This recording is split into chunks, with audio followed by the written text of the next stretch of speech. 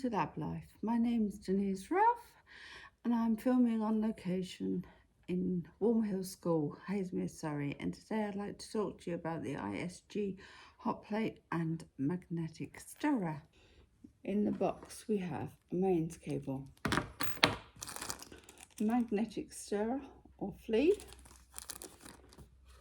and the unit. On the unit we have 3-pin plug where the mains cable goes. On this side we have the on-off switch.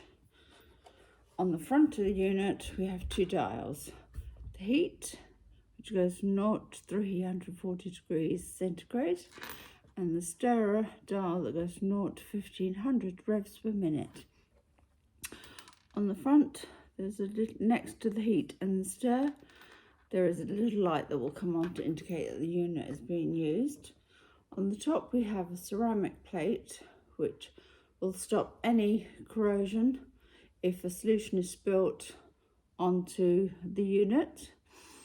The heat has a special feature that when it reaches 340 it will cut off so that the solution doesn't dry out and produce a toxic smell from the solution.